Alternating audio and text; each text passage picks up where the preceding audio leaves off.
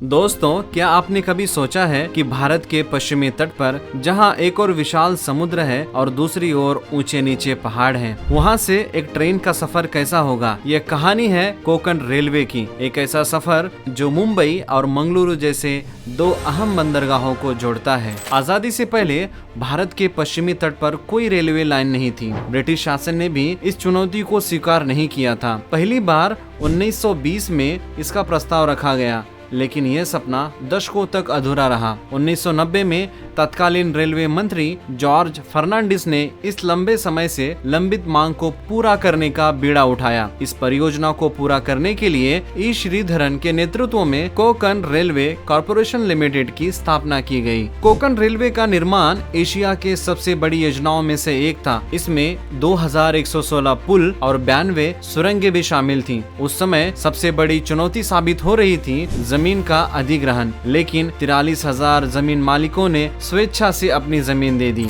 जिससे यह काम सिर्फ एक साल में पूरा हो गया। इस मार्ग पर सबसे लंबा पुल शरावती नदी पर है, जो 2.6 किलोमीटर लंबा है, और सबसे लंबी सुरंग रत्नागिरी के पास कारबुडे सुरंग है, जो 6.561 किलोमीटर लंबी है। लेकिन यह सफर आसान नहीं था। नरम मिट्टी से बनी सुरंगों की खुदाई बहुत ही मुश्किल थी, जिससे बार बार भूस्खलन हुआ। इस पूरी परियोजना के पूरा होने तक 74 लोगों से भी ज्यादा ने जान गंवाई। यह रेलवे लाइन सिर्फ एक संरचना नहीं, बल्कि उन लोगों के बलिदान का प्रतीक है। यह परियोजना विवादों से भी घिरी रही, खासकर गोवा में। पर्यावरणवादियों ने तर्क दिया कि यह रेल लाइन ऐतिहासिक स्थलों और तटीय जीवन को नुकसान पहुंचाएगी, लेकिन बॉम्बे हाई कोर्ट ने जनहित को प्राथमिकता देते हुए निर्माण को जारी रखने का फैसला सुनाया। आखिरकार 20 मार्च सन 1993 को उडुपी और मैंगलोर के बीच पहली यात्री ट्रेन चली, और 26 जनवरी सन 1998 को पूरी 756.25 किलोमीटर की लंबी लाइन का उद्घाटन किया गया,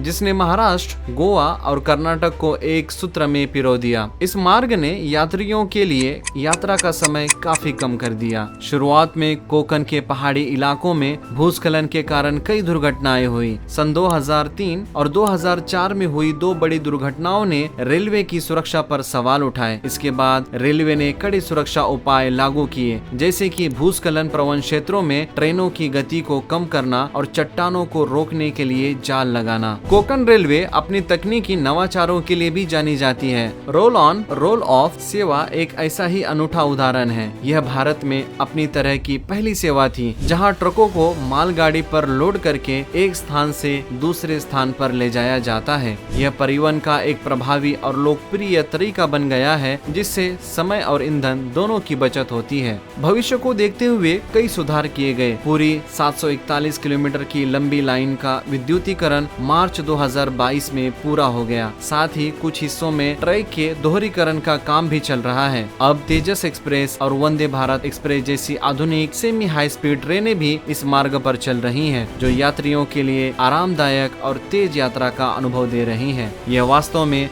भारतीय रेलवे इतिहास का एक सुनहरा अध्याय है। अगर आपको यह वीडियो पसंद आया है तो इसे लाइक करें, हमारे चैनल को सब्सक्राइब करना ना भूलें। मिलते हैं अगले वीडियो में, तब तक के लिए अपना ख्याल रखें। धन्यवाद।